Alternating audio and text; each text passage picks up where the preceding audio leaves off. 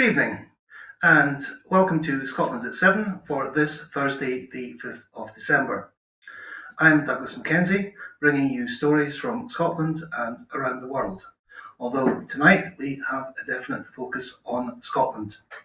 If you looked at the BBC or STV websites this morning or throughout the day, you might well have formed the impression that the result of the Scottish budget yesterday was that council tax might rise next year. I should first of all point out that the council tax rate is nothing to do with the Scottish Government.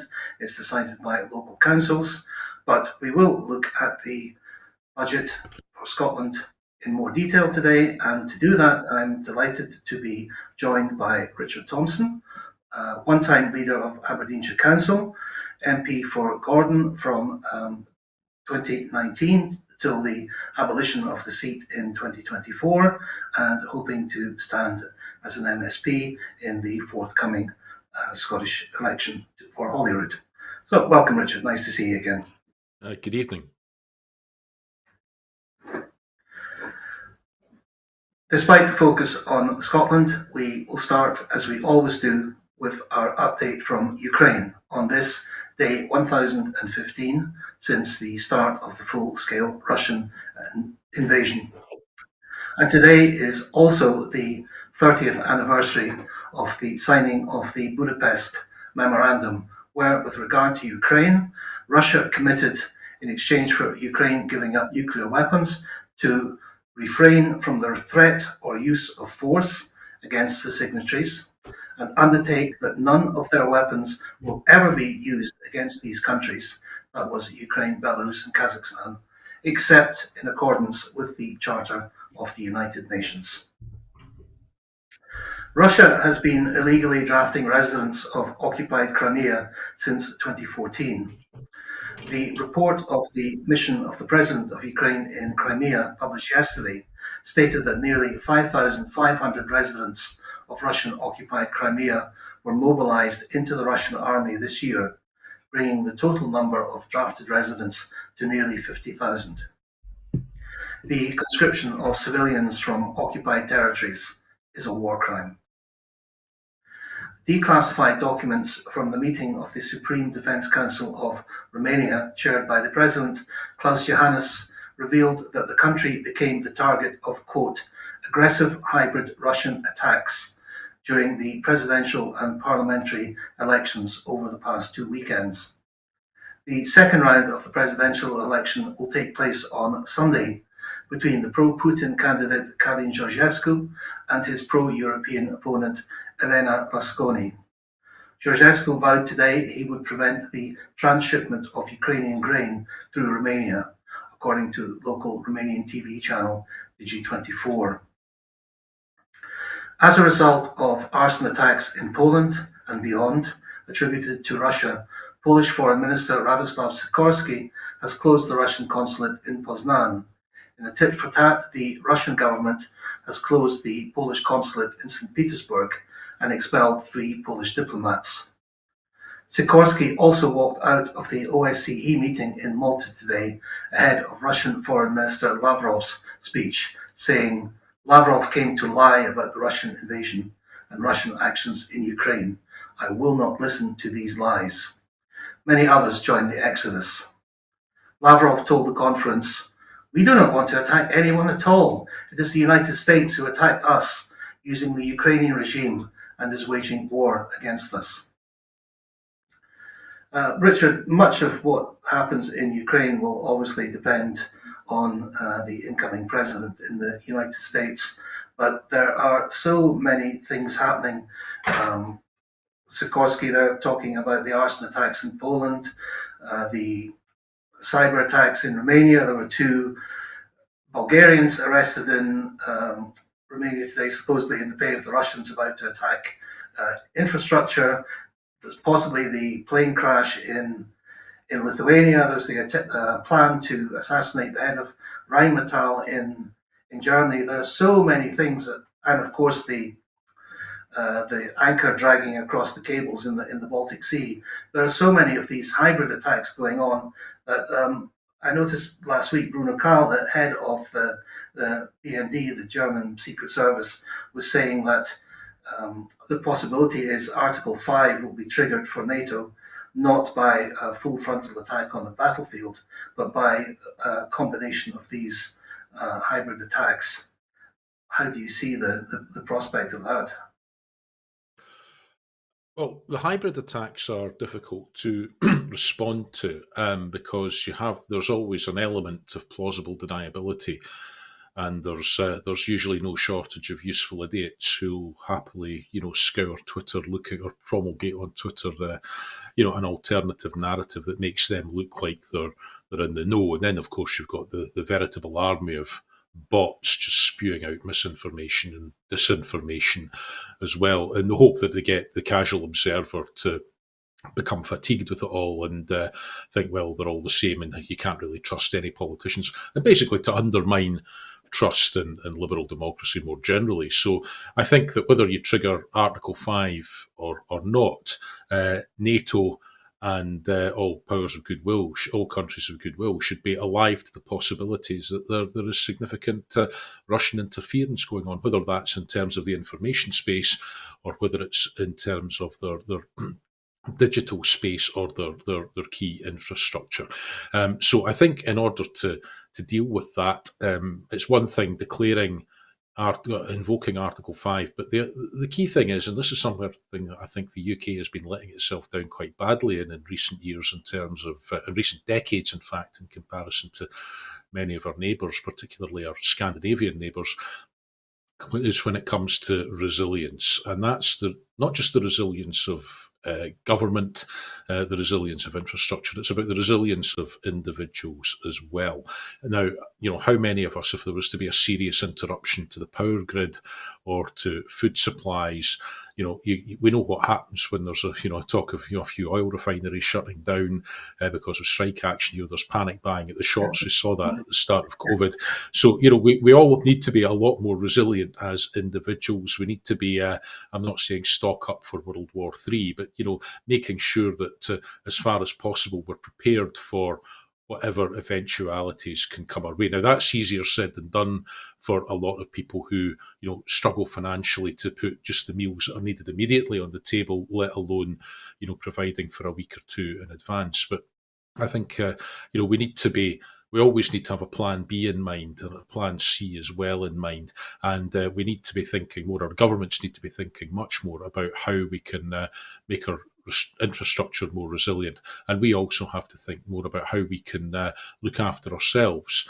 And as the Swedes put it in their book, Time of Crisis, which has just been redistributed by the Swedish government in the last few months, making it everybody's duty to be able to look after themselves. Because if you're unable to look after yourself, then you're a drain. When you're perfectly capable of that, you become a drain on the resources of the state, which is needed to really help those who are, for whatever reason, genuinely unable to look after themselves. So I think vigilance and resilience are a key part of that.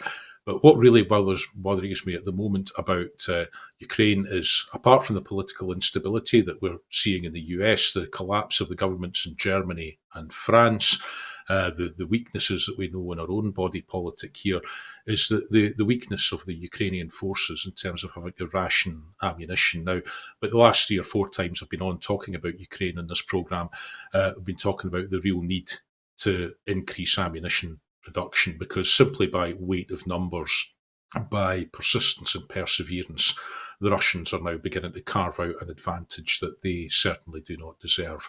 And I know that our Eastern European allies have been crying out for a long time now for us to repurpose our industries to make sure that we're meeting our demands for ammunition on that front. So I think there's a lot of people talk the talk, they like the sound bites, they like the sound and the feel of the words as they come out of their mouth, but in terms of the actual political deliverables that are there, that are making a difference on the ground in Ukraine and which can help us withstand that kind of aggressive asymmetrical warfare that we're now encountering, we've got a long way to go yet in terms of having governments that are wise to it and capable of responding as appropriate.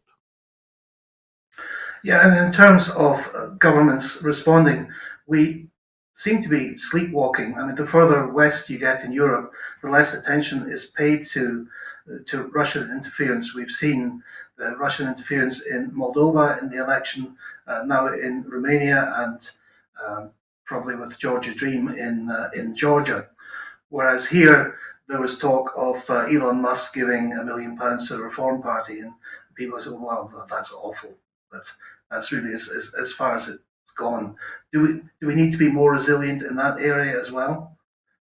Yeah, I mean, people need to be resilient to BS. They need to be better at spotting it. We need to teach people information skills in terms of responding to that. But we need much in identifying it. But we also need to tighten up our political system. I mean, the current UK political funding rules, they were only ever brought in to stop Sean Connery effectively bankrolling the SNP. Otherwise, there's the overseas donations. The big loophole is in Northern Ireland, where no such restrictions were ever put in place, and that's how millions upon millions of pounds of money of dubious provenance was able to go in through Northern Ireland and be laundered into the wider British political system in the Brexit referendum. So, the British electoral system is, during the Brexit referendum, and I dare say during this general election, has been awash with dodgy donations, which have had their origins concealed. At a lower level, the Conservatives are absolutely at it. They have dining clubs called a dining club called the United in Cecil that doesn't declare any accounts, which happily funds campaigns the length and breadth of the UK.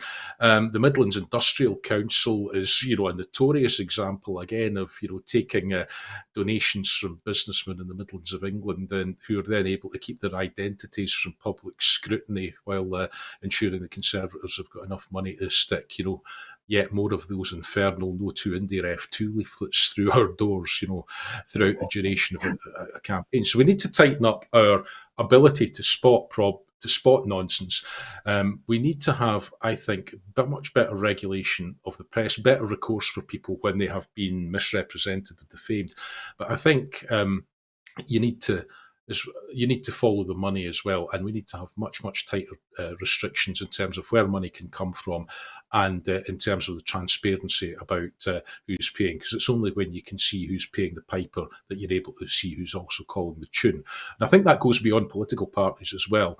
Every morning when I was an MP, I used to walk past Tufton Street on my way into Westminster, and there's a couple of addresses there that are bankrolled by billionaires in America, putting bright, shiny, happy, clappy young people without any particular qualification of note to their name. The BBC laps them up as voices, as talking heads for their programmes to fill airtime, and they're always pushing an agenda which is anti-environment, environmental, pro-carbon, pushing the need to have greater private involvement in the NHS, all on behalf of backers who stand to gain massively from all of those things happening.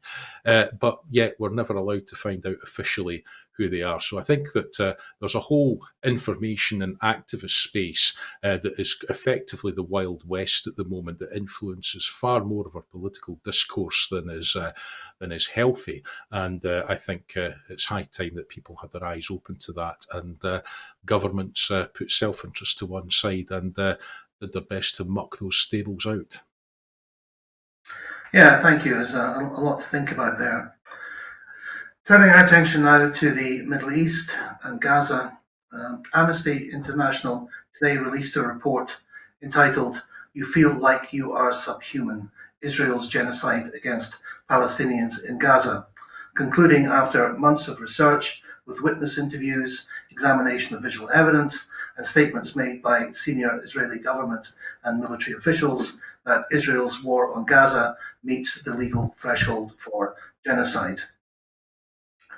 Today, Gaza's Ministry of Health said Israeli attacks on Gaza killed 48 Palestinians and wounded 201 in the most recent 24-hour reporting period.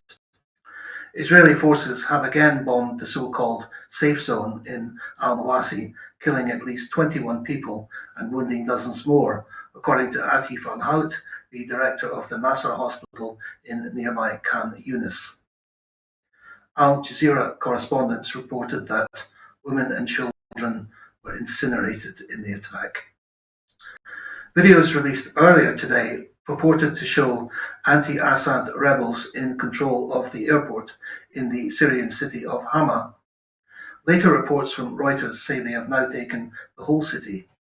The Syrian army said it was redeploying outside the city to preserve civilian lives and prevent urban combat after what it called intense clashes. Meanwhile, the rebels said they were preparing to continue south towards Homs, Syria's crossroads city that links the capital Damascus to the north and the coast. The new head of Hezbollah, Naim Qassem, has called the opposition offensive in Syria an aggression sponsored by America and Israel, and that Hezbollah will stand by Syria to thwart the goals of this aggression. Well, Richard, I'm not going to ask you to explain all the factions involved in Syria in 2 minutes. It's a horribly complicated situation as to who's doing what. But this seems to be mainly the Turkish-based, the Turkish-backed rebels of what was once the Syrian Free Army, but is now something different moving forward. But there are also elements of various terrorist organizations associated with it. But is it good? Assad seems to be on the run. It's certainly starting to look that way, but we've been here before, and that was when there was a significant Russian invasion. Now, quite aside from any other power plays that the Russians might have had their eye on in the Middle East, the Russians, one of Russia's historical weaknesses has been the lack of access to a warm water port. So effectively, they've been using Tartus in Syria as a warm water port in the Mediterranean, because if you think about it, the Baltic is easy to close off, so are the Bosphorus Straits with Turkey. But I think the danger here is Assad has got himself out of a corner before, has shown scant regard for the lives of people within Syria, within the borders of the Syrian state. But I think what is starting to alarm me here is that the interplay between Hezbollah, Syrian authorities, Russia trying to defend its interests there, Turkey clearly taking a side here, a NATO power.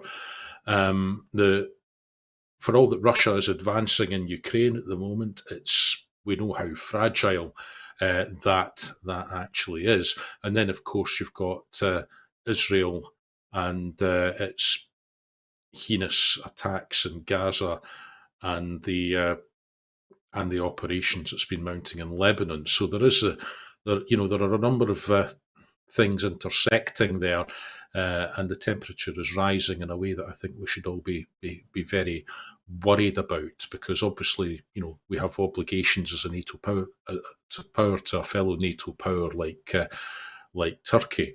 But there's an awful lot happening here that is difficult to understand and keep tabs on.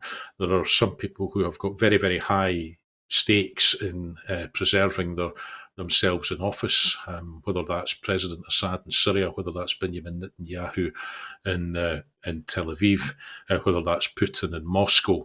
And it's a very, very dangerous and troubling situation. And as ever, it's the ordinary people who end up suffering and who are at the end of the poorest outcomes, in terms of the dangers of war and also the privations that come with that in terms of their material conditions. Yeah, thank you. Interesting what you're saying about the fragility of Russian forces. In the past, they've gone to the help of Assad, and now it seems that they are so stretched in Ukraine that they can't provide the manpower or the air power to back him up. But I would like to switch quickly to the amnesty report, given that your colleague made a statement in the Houses about it, saying that this surely must be the thing which drives a ban on the UK supplying arms to Israel. I mean, it's taken to realise what everyone else has realised, that this is genocide. But do you think this will make a difference to the UK government? Or perhaps should it make a Sadly, no. difference? Well, yes, it should, but will it? I think sadly, no. Um, I think many people have been calling, more eloquent and better placed than I have been calling, for not just a ceasefire, but an embargo on weapon sales to Israel to prevent the continued slaughter that is happening. And when you see the I was going to say indiscriminate, but the clinical way in which neighbourhoods are being razed, in which civilian facilities are being wiped out, in terms of how the Palestinians are unable to, are perhaps able to just exist in some places, but barely able to survive. I think that I've shied away from using a word like genocide up until now, but I think that the report lays it out very, very clearly. And really, there's no longer any excuse for ignorance at the top of government. We've all said Israel has a right to defend itself. That's to the point well beyond platitude, and of course it does. But it long since went well past any semblance of self-defence. And as this report lays out, this meets any objective definition now of a genocide. And if you can't stop selling weapons to a power under those circumstances, really, what are you for, and when can you justify that kind of embargo? It needs to happen now, and it should have happened a long time ago. And because even if the weapons that you're selling are not being used directly, they are still indirectly helping to support the state of affairs that allows those actions to continue. And really, we can surely no longer justify this or look away from it. Yeah, thank you. At the top of the UK government, as you were talking about, the UK Prime Minister Sir Keir Starmer today gave a speech with UK government press releases billing it as a plan for change. One thing which changed was that it moved on from the 5 missions of the party's general election manifesto to 6 milestones. These are higher disposable income per person, 1.5 million new homes in England, and 150 planning decisions on major infrastructure projects, 92% of patients in England waiting 18 weeks or less for elective treatment, 13,000 new police officers, a named police officer for every neighbourhood, getting 75% of 5-year-olds in England ready to learn when they start school, and 95% clean power by 2030. Most of these milestones apply only to England, and we'll cover what the Scottish Government is planning in these areas in our segment on the Scottish budget shortly. However, both the National and the Scotsman reported in the wake of the speech that UK ministers have made clear this will involve seeking to address issues in Scotland, whether they are devolved or not. Perhaps by way of example, the Scottish Secretary Ian Murray picked up on the green energy commitment and said, "Our mission for green energy will see Great British Energy, headquartered in Aberdeen, help achieve clean energy by 2030, while also creating skilled jobs for Scottish workers." Now, I have no desire to be a strategist for the Labour Party, but I don't know what you think, Richard. Perhaps Mr. Murray was ill-advised to pick on GB Energy, given the stooshy with Salford versus Aberdeen as a location of the chief executive, and the massive drop in the number of potential employees and funding from what was originally promised to what is promised now. Well, yes. I mean, in politics, it's generally, as in much in life, it's generally a good idea to under-promise and then over-deliver. But even by the standards that Keir Starmer has set for dismalness and gloom, we've clearly got a situation with GB Energy of significantly over-promising in terms of jobs and the impact that Labour's energy policy would have on bills, and with the under-delivering that we're seeing with bills going up and the number of jobs that are promised for Aberdeen, seeming to fall by several hundred, from 1 week to the next. Look, I think that Labour can't help themselves in many ways. They're very proprietorial that they are the party of devolution, but they are taking their cue the Tories. Now, I think the Tories in many ways took their cues from Jim Murphy when he was the Scottish Secretary, if we can all remember him, that he thought that it was perfectly okay to interfere and set himself up as some kind of broker between the Scottish government and the UK government, which was really just giving licence for an activist Tory Secretary of State to get involved, which we then saw with Alistair Jack deciding that he should be able to red pen things instead of respecting the devolution settlement as it was established and built on since 1999. So, it's perhaps understandable that Labour want to try and intervene. They've already got their sound bites well often polished up about supposed SNP incompetence, supposed Scottish government waste and all the rest of it, and they want to pretend that they can do better. The trouble is, as the Tories found out, their big act of interference was the Internal Market Act and the bypassing of devolution with levelling up. Now, levelling up has not really delivered a whole lot. Labour are ripping up some of the projects, it would seem, when it comes to levelling up. But basically, the path has now been cleared that they want to try and reassert the primacy of Westminster and to live up to what was Enoch Powell's old maxim that power devolved as power retained, and that therefore they have a perfect right to interfere. Labour will claim that with the landslide they got in terms of Scottish seats, that they have a democratic mandate to do that. Well, there's a lesson for us that for independent supporters, if you're not going to vote for parties of independence, if you're going to trust Labour for whatever reason, this is what you're going to get. You're going to end up with weakened institutions of devolution. You're going to get a Labour government in London that says independence is off the table. And you're going to get this kind of interference, which I would contend runs counter to the principles and the spirit of devolution.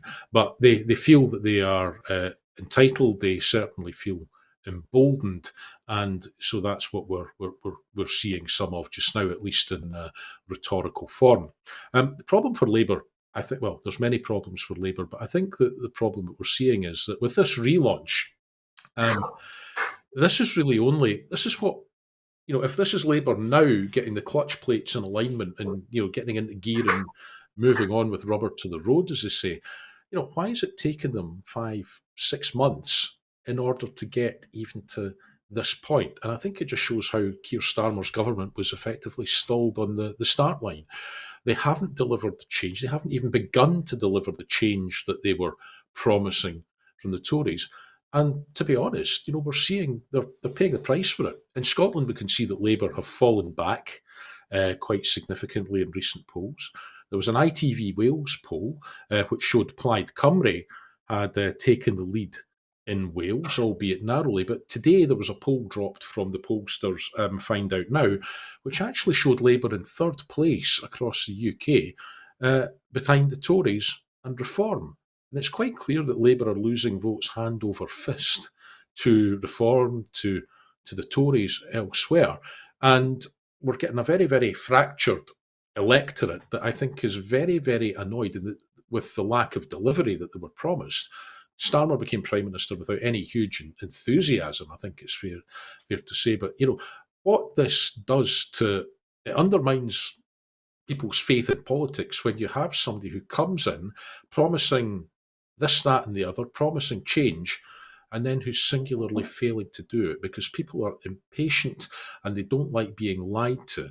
And I think that there is clearly in the polling evidence, but clearly, when you speak to voters, there is a growing scunner factor right across the UK with this present Labour government. And the fact that they're relaunching after 6 months just shows how they were perhaps they were in more trouble than we would perhaps even dare to imagine they would be. But, they'd had so many years out of power.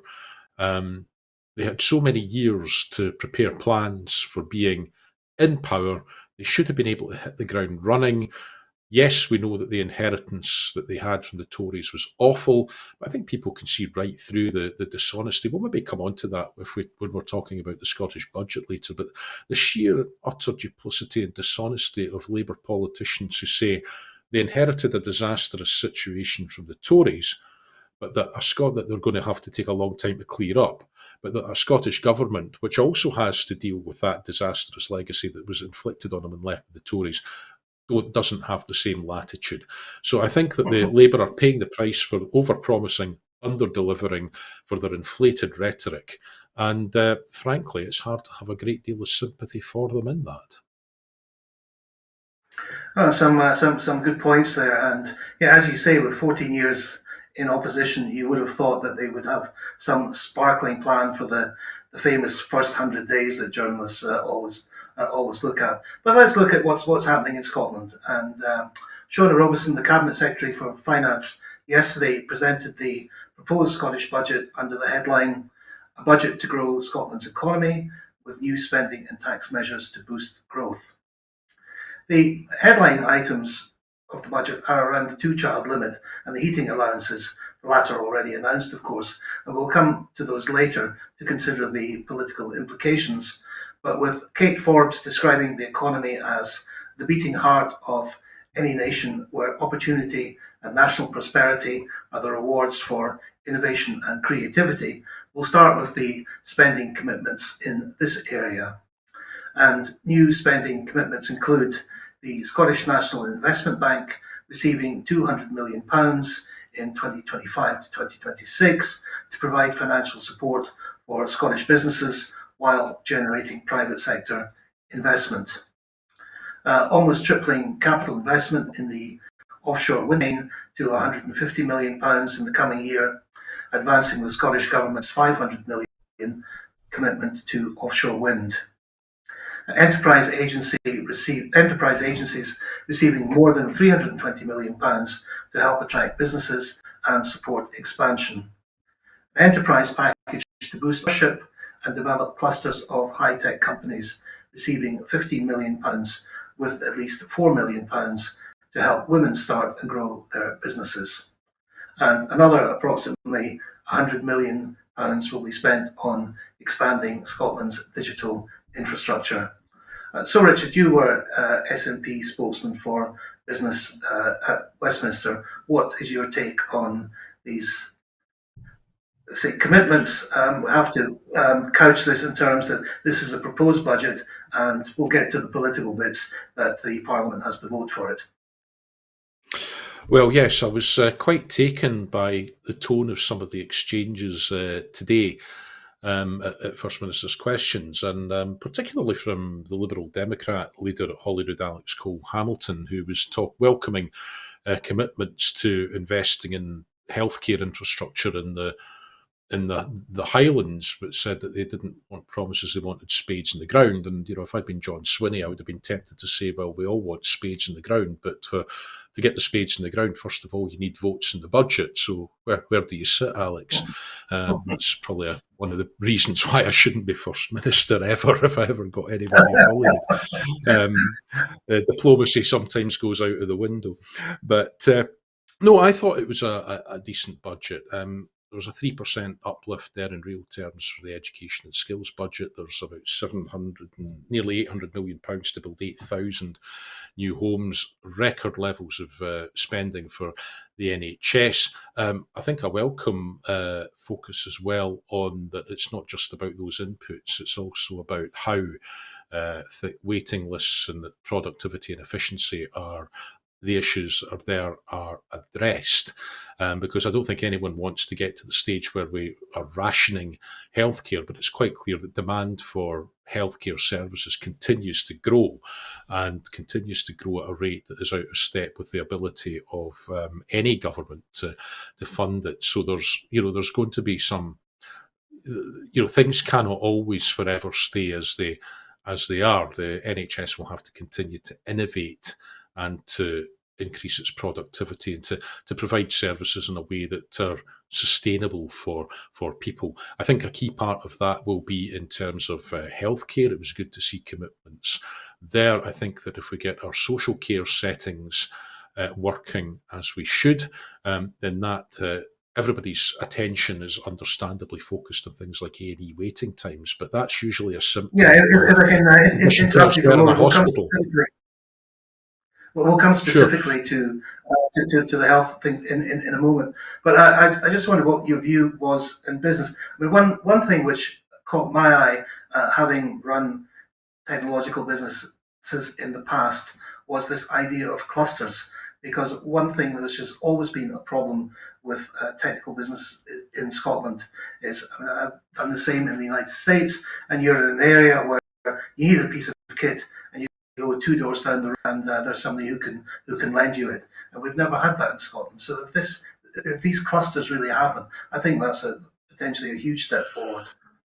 Yeah, I think so. There's a whole ecosystem that you would hope to build round about that, and I suppose to some extent you have that in the Thames Valley. You have it in Silicon Fen round in Mm-hmm. Cambridgeshire, round about the University at Cambridge as well. And simply, we're a small country on the periphery of Europe. We've got many advantages from our location.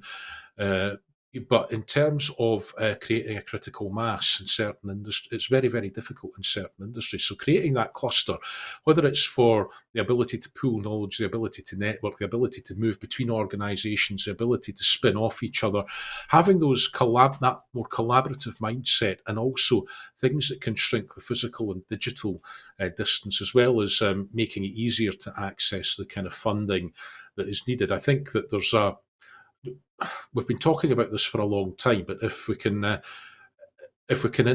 do something which helps to meld all of that, get it to gel a bit better, then I think that funding for the enterprise agencies is a good thing. Because let's take Scotland has become a significant hub in terms of space technology, for example. Now, who would have thought that we would excel at that? But when you think about it, actually, it's a bit of a no-brainer. We've always had a big defence industry. We've got a highly educated population. We're IT literate, so why on earth wouldn't we be good at things like that? In terms of artificial intelligence, again, much the same applies. We've got innovative research goes on in and just beyond our universities. But in terms of the ethics of things like AI, we've also got a very long and proud tradition of ethical thinking, of philosophical thinking, and melding those disciplines together in terms of how we can use AI for the good, so that it's always only ever the tool of humankind, rather than something which further embeds inequalities as a good thing. So there's all sorts of areas which I think are of interdisciplinary. There's opportunities for interdisciplinary flourishing. And I think there's never one single initiative that will ever adequately capture that, but certainly in terms of the clusters that are being spoken of, I think that, and the extra funding for that, I think that's a very good thing. And I think we all kind of generally know where we would like to go with that. So if this takes us closer to that, that is itself a good thing. Another good thing I would say, I was a bit concerned about you taking the ScotWind money and which is effectively a capital sum, and using it as a one-off. I'm pleased to see that money has been put back in these proposed budget.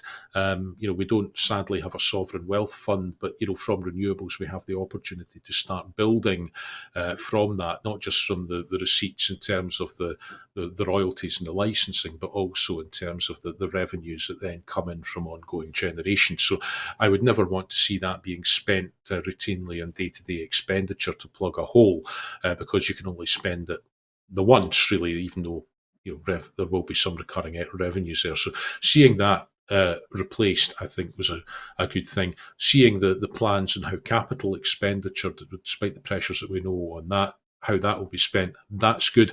Good to see the resource going to local government. I think local government is often underrated as an economic partner in terms of delivering growth. But you speak to many businesses, and their concerns are about the planning process, and this how quickly major applications at the local authority level can be dealt with. So better resourcing of local government, I think, is good. It's something I've been arguing for privately and occasionally publicly for a long time now. So I think there's a lot in here to be positive about. There are reliefs for smaller hospitality businesses, and I suppose it was probably too much to expect people to welcome the changes in income tax in terms of lifting the threshold so that more people are paying at lower rates, maintaining the situation where over half of people in Scotland are paying less in income tax than they would be elsewhere in the UK, all while preserving that social settlement, including free prescriptions, free personal care, no tuition fees in our world-leading universities. So I think that there's a lot in here that's good. There's some pretty challenging politics in here for any parties that wish to not just tweak or amend, but wish to oppose wholesale. But overall, I think it's one which meets our social obligations and which business ought to be able to be positive about. And I think the main takeaway I would take from this politically is that we've got a First Minister in John Swinney, a Deputy First Minister in Kate Forbes, and a Finance Secretary in Shona Robison, who between them, as well as the rest of the ministerial team, have brought some stability and purpose back to the Scottish Government after a fairly choppy, shall we say, couple of years. And I think this shows a government that has got itself back on track and back in tune with the values that people of Scotland consistently speak up for. And I look forward to the debates in the weeks ahead about what needs to change, if anything, in order to secure its passage through Parliament next year. Yeah, the political one and the one which grabbed the headlines, of course, is the two-child cap. And the budget announced a commitment to spend £3 million over the next 2 financial years to develop the systems to deliver the mitigation of the two-child cap, which will lift 15,000 children out of poverty. And I've seen some amazing political things today. The Daily Record described this as scrapping the two-child cap, and unionists were screaming at the Daily Record for being a nationalist rag and telling lies that it wasn't being scrapped. But you can explain to the audience why the Scottish Government can't scrap it, but can put things in place to mitigate it, as they did, for example, with the bedroom tax.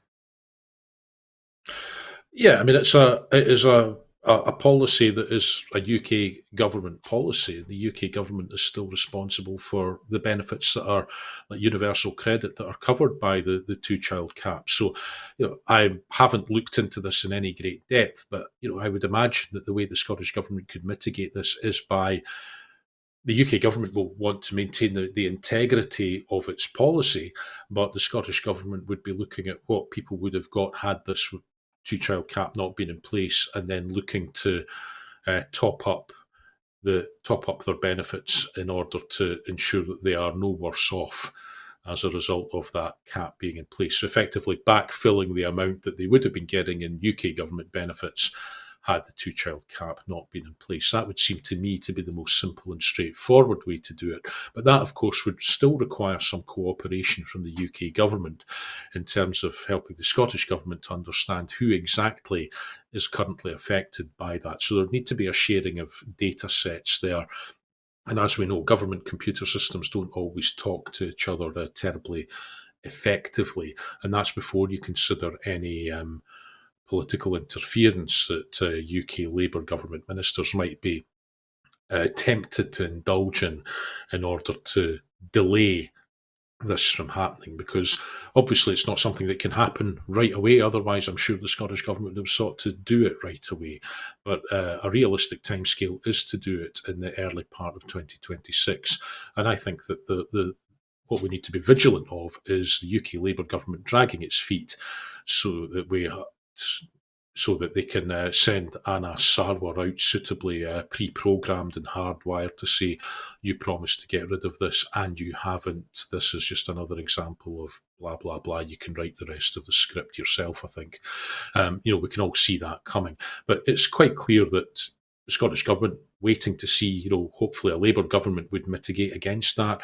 Actually, Keir Starmer ended up kicking people out, removing the whip from the Parliamentary Labour Party at Westminster when they voted against an SNP motion on this. And we were quite used to the general election to hear vote Labour to stop the Tories. We're effectively, with the winter fuel payment, we were effectively hearing Anna Sarwar beginning to say, vote Scottish Labour to to stop British Labour, but quite clearly, the Labour Party in Scotland had no intention, despite all their high rhetoric about removing the two-child cap. They've clearly been caught flat-footed. It's absolutely the right thing to do. They will froth and fulminate about the politics of it.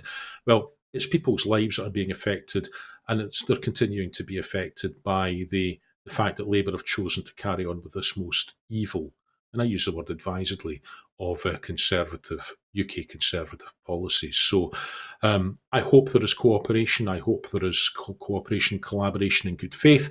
But I think we need to be wise to the game playing that might go on round about this. But I think it's something that was very, very welcome.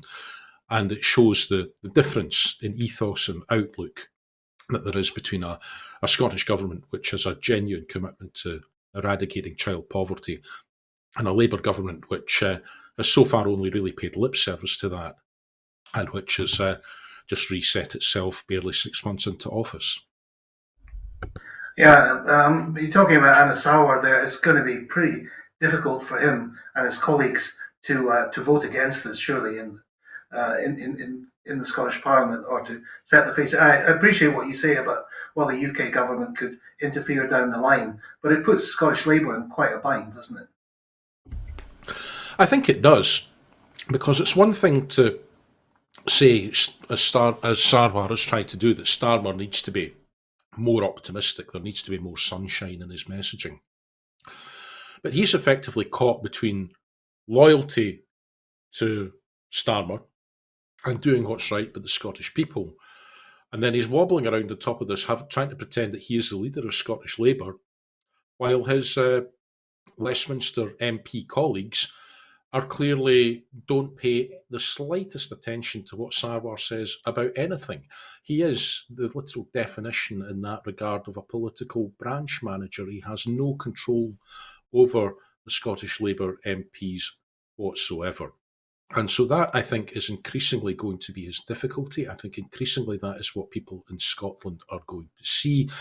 And the other thing two other things, if I can just throw it in terms of Sarwar's dilemma. There are two key things that he is hoping for three things, but I'll concentrate on the first two first, that he's hoping for as a pathway to Bute House. First of all, he's hoping for an easy ride in the Scottish media. I think increasingly he might struggle to get that. Secondly, he's relying on folk like Keir Starmer to always give him his place and pretend that he is a big cheese and very, very influential, just like Osborne and Cameron used to do for Ruth Davidson. I mean, she had absolutely no power or clout in London whatsoever, but the point was they pretended that she did. Now, Sarwar will be hoping that Starmer and others will do the same for him. I don't think they're that interested in him or in Scotland now that they've got this phalanx of Labour MPs back. The third and final thing, and this is where we all come into it, is they will be desperately hoping that pro-independence voters continue to back them for Holyrood, just as they did this time at Westminster, and that simple message of getting the Tories out for that Westminster election. Sarwar will be hoping he can hang on to that group of people. But these are people who voted, I think, primarily for social and economic reasons as much as anything else. And if they're seeing a Labour government in London that is not cutting the mustard as far as they're concerned in terms of delivering the change that they feel is necessary and that they feel they were promised, and if they see Sarwar cutting an increasingly beleaguered and bereft and frankly pathetic figure, having no influence over what goes on at UK level and unable to deviate from that to any significant extent in Scotland, people are going to be, I think, reappraising some of the recent political choices that they have made. Now, that opens up an opportunity for the SNP to recover ground. I think you've got that stability in government. You've got a clear direction again. Now, the fact that Labour has fallen back doesn't mean that the SNP or the Scottish government has become any more popular. But I'm beginning to think for the first time in quite a while that there is an opportunity to build on current levels of support for the SNP and to start to win back the trust and hopefully the electoral commitment of some of the people who have drifted away to other parties at the Westminster election. Because certainly that drift happened because people thought voting Labour was the best way to get rid of the Tories. The SNP had also given them plenty of reasons to be upset at the Scottish Government. I would hope that process of rebuilding those relationships and rebuilding trust is with this budget is well underway. And I think that one of the key overriding political messages from this budget, after all is said and done, is that it's very much game on for the next Holyrood elections, whenever they are, whether that's sooner or whether it's on the scheduled timescale in 2026. Yes, thank you. I mean, you've already mentioned health and social care, so not so much for discussion, but really just to fill in the detail for the viewers, because, as I say, there wasn't very much about this on the BBC or STV websites and the news. But the budget includes £200 million to reduce waiting lists and delayed discharge. This is intended to clear waiting list backlogs, improve capacity, and remove blockages that result in some patients being kept in hospital longer than is clinically necessary. If the budget is approved by Parliament, it will mean £16.2 billion for NHS boards to deliver key services, £2.2 billion for primary care services, a 7.9% increase, and an increase of £139 million in capital spending power, progressing the Belford Hospital, Monklands Hospital, and Edinburgh Eye Pavilion projects. £200 million to help reduce waiting times, £3 million to create additional dental training places, and an additional £5 million for short breaks to support unpaid carers. So that's the detail of that. But I would like to move on to an area which has so often come up, particularly in our Sunday programmes on Broadcasting Scotland, and that's arts and culture. And Culture Secretary Angus Robertson has said an additional £34 million in culture and arts spending next year will be game-changing for the sector. He said Scotland's arts and culture are at the very soul of our nation. They speak to how we see the world, how we share ideas, and how our people can give expression to their hopes. Our draft budget could not be clearer in our steadfast support for Scotland's arts and culture sector. We aim to provide an additional £34 million next year to bolster the sector. This is a game-changing increase. This will enable Creative Scotland to roll out its funding programme, ensuring that the highest ever number of artists and organisations receive regular funding. The Culture Collective programme will be restarted, with £4 million to benefit Scottish communities, community organisations, individual artists and freelancers. Of course, there's an economic benefit in culture for tourism and for spreading Scotland's name throughout the world. But I was very struck. I was reporting for Broadcasting Scotland at the Independence Day of Ukraine celebrations in Perth this year. And I was saying to this lady I was interviewing from Edinburgh, it's amazing what you've done in the short time you've been here in terms of choirs and children's dancing. She said, that's who we are. And surely this is exactly the same for Scotland. This is who we are, our literature, our poetry, our song, our art. And this is great for that. Absolutely. It's the sum of who we are, our endeavour, how we flower, how we flourish, how we wish to be seen in so many respects. And whether it's our Gaelic culture or whether it's our English language culture, whether it's our art or music or dance, there's an international audience out there. So be able to take the best of Scotland to the world, but also to continue to attract the rest of the world to Scotland. I think that there is I don't like talking about the arts in an economic sense because it makes it sound like you're reducing the highest of human endeavours just to a crude calculation about pounds, shillings, and pence. But let's be honest, there is a huge economic impact that's positive. Not just from the people who get to make all or some of their living from participating in the creative arts and making the rest of our lives worth living, but also from our cultural exports, from bringing us to the world to us, in terms of our festival economy, in terms of tourism.